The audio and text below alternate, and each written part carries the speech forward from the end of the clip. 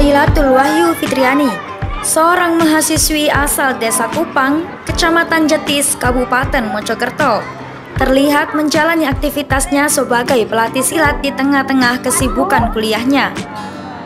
Meski baru berusia 22 tahun, salah satu mahasiswi perguruan tinggi di Mojokerto ini mampu membagi waktu antara melatih silat dan berkuliah.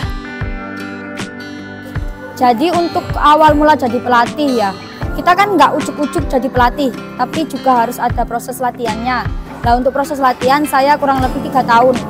Nah setelah itu saya berawal dari melatih anak-anak yang di depan rumah saya sendiri, melanjutkan guru-guru saya yang dahulu melatih saya karena sudah banyak kerepotan, jadi saya dan teman-teman yang ikut melatih di situ.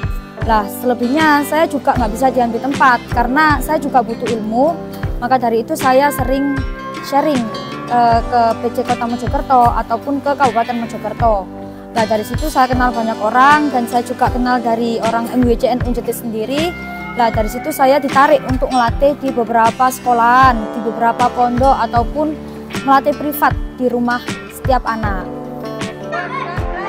Fitri, sapaan akrabnya, tak hanya melatih di rumah secara privat, namun juga melatih di beberapa sekolah di sekitar tempat tinggalnya. Kesibukan tersebut dijalani hampir setiap hari termasuk akhir pekan. Itu umum sih. Kalau di MI sini yang saya latih itu beberapa ada yang dari kelas 1 sampai kelas 5. Karena kelas 6 lebih fokus ke UNBK. Terus kalau SMP juga ada SMA ataupun yang sudah lulus sekolah. Untuk jadwal latihan di depan rumah saya sendiri ada hari Rabu sama Sabtu malam. Tapi untuk yang private itu hari Selasa dan hari Jumat malam. Terus untuk yang di pondok ada yang hari Minggu. Terus untuk yang dari sekolahan ada yang hari Jumat, ada yang hari Sabtu. Untuk SD ada sementara ini yang masih aktif karena kan setelah COVID ya. Jadi yang sekarang aktif itu yang di SDI Bidayatul Hidayah 2 Canggu sama di MI Masda ini.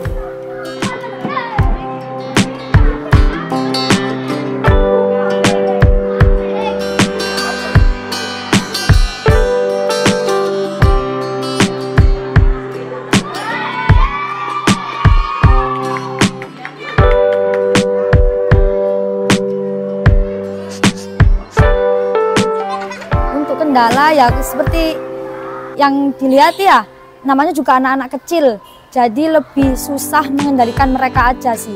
Karena kan nanti kalau saya mengendalikan yang di sini, nanti yang di sana kak panggil-panggil terus kayak nggak bisa dan lain sebagainya. Saya juga kekurangan tenaga sebenarnya. Jadi saya tetap memaksimalkan bagaimana saya bisa untuk bisa ngerangkul semua, maksudnya dalam segi ngelatih. Jadi di sini bisa, di sana bisa, saya bisa mengkondisikan tempat latihan tersebut. Dengan jadwal yang padat, ia mengambil jam perkuliahan siang. Hal tersebut adalah upayanya agar kegiatannya sebagai pelatih tetap berjalan.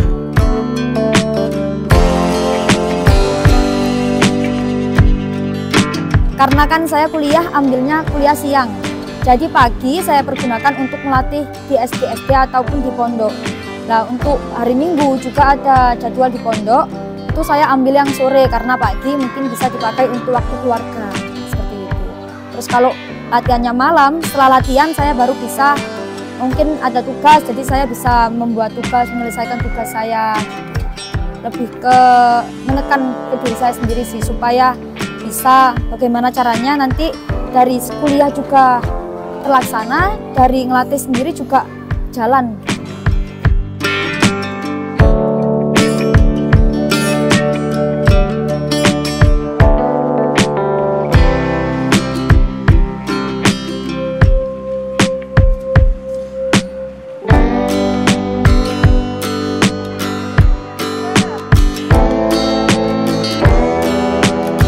Untuk manfaat dari segi olahraga, mereka juga mendapatkan kesehatan yang jasmani, rohani, karena kan kita juga melatih fisik kita.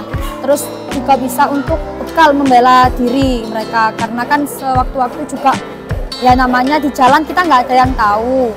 Cuman kan setidaknya mereka ada pelindung untuk diri mereka sendiri gitu. terus juga untuk kesenangan mereka supaya tidak stres terkait pelajaran-pelajaran di sekolah. Gitu. Menurutnya, bela diri tak hanya penting bagi orang dewasa, namun juga untuk anak-anak.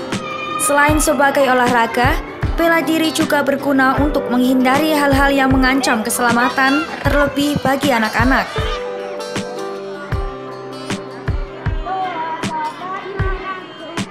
Dari Kabupaten Mojokerto, tim redaksi melaporkan.